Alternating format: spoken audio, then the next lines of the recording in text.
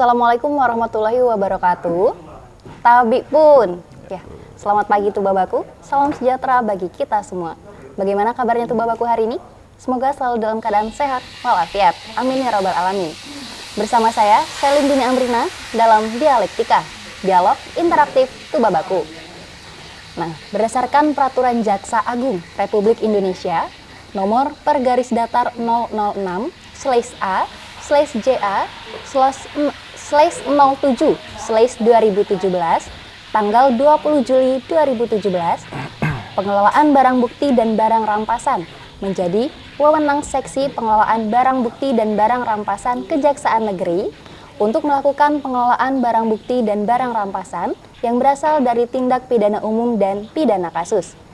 Dalam mengelola barang bukti dan barang rampasan, Seksi P3BR Kejari harus menyiapkan bahan penyusunan rencana dan program serta analisis dan penyiapan pertimbangan hukum pengelolaan barang bukti dan barang rampasan. Nah, sedangkan pengelolaan barang bukti dan barang rampasan diantaranya meliputi pencatatan, penelitian barang bukti, penyimpanan dan pengklasifikasian barang bukti, penitipan, pemeliharaan, pengamanan, penyediaan dan pengambilan barang bukti sebelum dan setelah sidang, serta penyelesaian barang rampasan. Lalu, bagaimana pengelolaan barang bukti dan barang rampasan ini dilaksanakan oleh Seksi P3BR di Kejari Tubaba?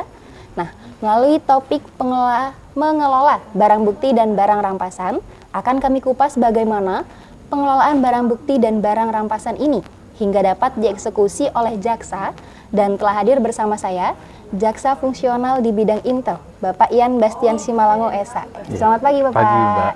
Bagaimana kabarnya hari ini? Baik. Kita bertemu lagi ya Pak ya? Dengan topik yang nggak bosan-bosan nggak ya, Mbak, bosan-bosan ya? tentunya.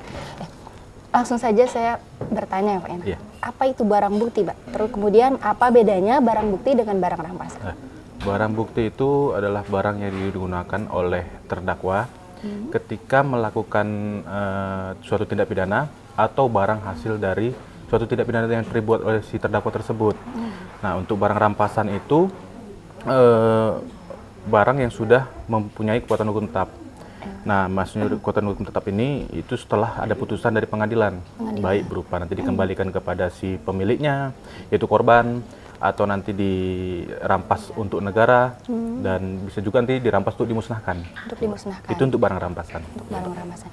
Nah, kemudian kita ke kejaksaan nih, Pak. Ya. Tugas dan fungsi kejaksaan di bidang pengelolaan barang bukti dan barang rampasan. Itu seperti Untuk apa? tugasnya kejaksaan dalam mengelola barang bukti itu, yaitu ada fungsinya dari tadi seksi PP3R itu.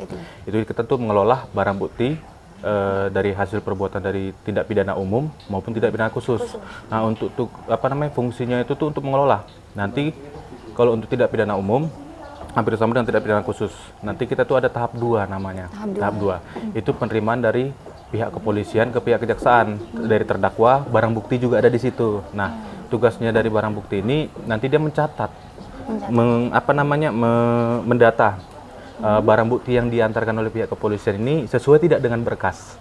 Nah, nanti itu dicatat oleh pihak dari PB3R tadi, seksi PB3R, dan nanti juga waktu proses persidangan jaksa meminta peminjaman barang bukti tadi itu untuk proses persidangan, pembuktian tadi itu di persidangan nanti. Jadi tugasnya dari PP3R inilah nanti yang untuk mengeluarkan barang bukti tersebut, dan nanti setelah persidangan selesai, jaksa tadi melaporkan kembali kepada seksi PB3R tadi bahwa barang bukti ini sudah dikembalikan dan tugas dia untuk persidangan itu sudah selesai, gitu loh. Iya, Mbak. Nah, untuk barang bukti sendiri tuh seberapa penting Pak barang bukti ini untuk proses pembuktian di kejaksaan? Mengapa? Untuk pentingnya itu sangat penting, Mbak. Karena nanti itu untuk memperoleh persesuaian.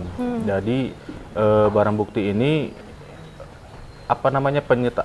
penyesuaiannya dengan suatu fakta di persidangan itu, Mbak. Benar nggak sih barang bukti ini yang diambil, contohnya kayak misalnya handphone. Pencurian handphone lah bilang. Benar tidak sih handphone ini yang diambil oleh si terdakwa? Nah, jadi jika memang benar handphone ini diambil oleh si terdakwa, diperolehlah keyakinan hakim bahwa memang benar dia ini loh yang melakukan pencurian terhadap handphone ini. Nah, gitu, Mbak. Handphone tadi dijadikan barang bukti. Iya, maka dijadikan barang bukti. Nah, kemudian minimal barang bukti nih yang harus ada pada saat pembuktian tuh berapa sih, Mbak? Kalau minimal kita tidak ada sih Mbak kalau Nggak ada minimal itu. minimal ya? Jadi seberapa banyak barang bukti yang digunakan oleh si terdakwa, mungkin yang diambil sama dia juga bisa jadi sesuai dengan fakta yang ada. Jadi kita nggak ada minimalnya. Kadang juga kita malah barang bukti itu tidak ada karena apa? Tidak ada. Contohnya dia mencuri HP, dia tidak menggunakan alat nih. Dia tidak menggunakan alat dan kebetulan handphonenya itu sudah dijual dan sudah tidak ketemu lagi. Jadi untuk memperoleh persesuaian itu ya itulah kita dari keterangan saksi, keterangan dari ahli, segala macam korban, mungkin keterangan terdakwa juga. Itu loh Mbak. Nah, kemudian barang bukti ini tadi setelah putusan pengadilan ini dikemanakan? Setelah putusan pengadilan, barang bukti itu sesuai dengan putusannya Mbak ya, Ya.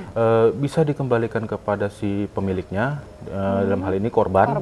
Contohnya kayak misalnya pencurian motor tadi, ya dia sebagai korban, pasti kan hakimnya pasti memutuskan dikembalikan kepada korban tadi tuh. Iya, Nah, bisa juga putusannya dirampas untuk negara. Dirampas untuk negara apabila dia ini pelaku nih, terdakwa nih, dia menggunakan motor saat melakukan pencurian. Dan terbukti memang motor itu adalah miliknya dia. Nah, jadi milik si pelaku. Jadi selama proses itu kan dia memang menggunakan motor ini untuk membantu dia melakukan tindakan kriminal tadi itu. Jadi kita punya dari pihak hakim punya hak untuk merampas motor tersebut. Karena digunakan untuk kejahatan tadi. Bisa juga dirampas untuk dimusnahkan.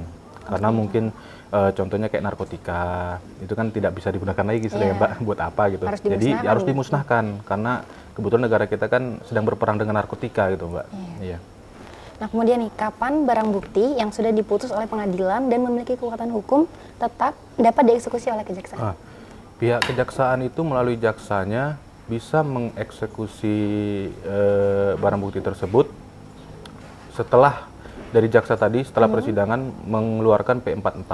P44 itu laporan persidangan, hasil persidangan itu setelah putusan dari pengadilan. Dia mengambil sikap apakah dia menerima putusan pengadilan tersebut atau banding. Nah, setelah nanti dia mengeluarkan P4 dia menerima, dia kemudian diajukan pengajuan P48. Itu melaksanakan putusan pengadilan. Nah, setelah keluarnya P48 ini, barulah bisa dilakukan eksekusi terhadap barang ini. Mau itu nanti dikembalikan, atau itu nanti dirampas untuk negara, atau nanti dimusnahkan. Gitu loh, Mbak. Kemudian barang bukti yang dirampas untuk negara tadi, itu maksudnya bagaimana? Untuk barang bukti yang dirampas untuk negara itu, maksudnya kami apakan gitu ya? Diapakan. Nantinya itu barang bukti yang dirampas untuk negara, itu kita olah lagi nanti kita lihat ada nggak nilai ekonomisnya di situ Mbak. Nah nanti kita misalnya ada nilai ekonomisnya itu akan dilelang. Jadi kita minta pengajuan kepada KPKNL kalau tidak salah itu bagian badan lelang. Jadi kita minta ke sana. Nanti ada penilaiannya sendiri berapa sih harga nilai dari barang tersebut. Nah setelah itu nanti pihak dari barang bukti melakukan pelelangan. Bisa nanti pelelangan untuk kami sih di Kejaksaan Negeri Tubaba kebetulan pelelangannya masih internal. Nah nanti kita memberikan iklan di mana nanti kita tanggal sekian melakukan pelelangan terhadap barang bukti yang mau dilelang gitu loh Mbak. Nanti hasil dari lelang itu baru kita laporkan ke bagian ke Kementerian Keuangan nantinya Mbak. Jadi hasil lelang tadi tetap akan dilaporkan? Tetap akan balik ke negara. Balik ke negara? Iya pasti Mbak. Apa itu barang bukti yang dirampas untuk dimusnahkan dan mengapa dimusnahkan? Itu sesuai dengan putusan pengadilan ya Mbak ya. Misalnya sesuai putusan pengadilannya bahwa dia dimusnahkan, maka kita sebagai jaksa akan memusnahkan itu dalam eksekusinya Mbak. Jadi alasan hakim untuk memutuskan bahwa barang bukti itu dimusnahkan, contohnya kayak narkotika yang dimana dia sudah tidak bisa dipakai lagi. Dan kalau bisa memang harus dimusnahkan Mbak barang narkotika ini kan. Jadi kita dari kejaksaan ini setelah melakukan keluarnya P48 tuh, pihak PP3R menentukan nanti Mbak, kapan waktunya dilakukan pemusnahan barang bukti. Ada waktu tanggal tertentunya Mbak. Jadi yang dimusnahkan itu barang yang contohnya kayak handphone nih. Handphone yang sudah tidak ada, nggak bisa dipakai lagi, yang sudah jadi waktu ditunjukkan di proses persidangan itu HP itu sudah rusak, sudah tidak bisa hidup lagi. Jadi putusan pengadilan itu nanti bisa saja dimusnahkan nantinya Mbak.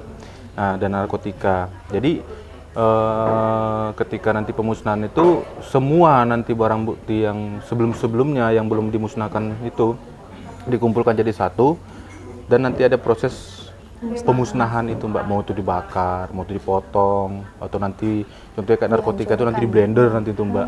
Iya gitu tujuannya ya, karena memang sudah tidak ada nilai ekonomisnya dan memang barang bukti itu memang harus dimusnahkan. Berarti untuk memusnahkan barang bukti ini nunggu keputusan pengadilan dulu dan ada tanggalnya. Ada dari Waktu, dari seksi PP3R itu nanti menentukan kapan nanti pemusnahan itu dilakukan, tuh, Mbak. Berarti nggak sembarangan dimusnahin aja gitu. Nggak langsung putusan langsung dimusnahkan, tidak. Nah kemudian apakah barang bukti ini bisa diambil? Jika putusan dari pengadilannya itu dikembalikan kepada pemiliknya, bisa diambil oleh pemiliknya, Mbak. Ya. Nah, jika bisa diambil, persyaratannya untuk mengambil barang bukti di kejaksaan ini bagaimana? Nah, untuk persyaratan yang pastinya kan sudah putusan dari pengadilan dan sudah mempunyai kekuatan hukum tetap atau inkrah. Nah, berikutnya itu cari tahu dulu nih, dikembalikan kepada siapa barang bukti itu di dalam putusan tersebut. Nah, kemudian dari misalnya dikembalikan kepada si korban lah yang bisa mengambil barang bukti tersebut. Dan intinya jaksanya itu sudah mengeluarkan P48 lebih dahulu Mbak, baru bisa diambil barang bukti tersebut. Nah, untuk prosesnya itu si pengambil tadi itu yang punya hak untuk mengambil barang bukti tersebut datang ke kejaksaan. Datang ke kejaksaan, ke bidang PB3R tadi, seksi PB3R, membawa identitas. Membawa identitas apabila dia motor, dia membawa surat-surat kendaraan bermotor tadi itu Mbak, kelengkapannya intinya. Kelengkapannya itu identitasnya. Dan jika memang bukan dia yang pemilik barang bukti tersebut, dia meminta surat kuasa.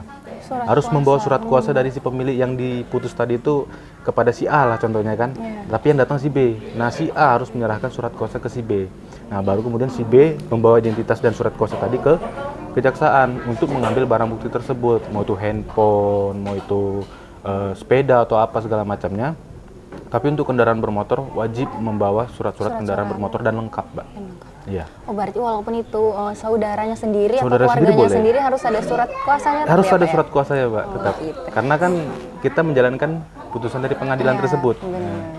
Nah, kemudian terakhir nih, Pak ya. Untuk closing statement mungkin ada untuk masyarakat. Untuk closing statementnya, Mbak ya. Untuk kita barang bukti ini setelah putusan dari pengadilan, kami harapkan apabila barang bukti itu dikembalikan kepada pemiliknya, kami harapkan agar pemilik tadi itu Mbak yang diputus oleh pengadilan tadi itu untuk segera mengambil dan tidak ada perlu takut datang ke kejaksaan, dan kita pun tidak memungut biaya selama proses pengambilan dari barang bukti tersebut. Jadi daripada nanti barang bukti tersebut lama ngendap di kejaksaan, mungkin nanti rusak atau gimana, segeralah ambil. Nah, mungkin itu statement dari saya, Bu. Iya, itu tadi ya Pak ya, closing statement dari Pak Yan Bastian. Kemudian tidak terasa kita sudah berada di penghujung waktu dan saya harus mengakhiri dialektika hari ini. Terima kasih kepada Pak Yan Bastian. Dan saya harap bisa hadir lagi di lain waktu nih, Bu. Amin, Mbak. Untuk topik-topik yang amin. lebih menarik. Oke, baik tuh Babaku. Sampai sini dialektika kita hari ini. Saya Selin Dini Amrina mewakili tim yang bertugas mengucapkan terima kasih atas kebersamaannya. Tubabaku, the goodness of Tubaba. Wassalamualaikum warahmatullahi wabarakatuh. Waalaikumsalam.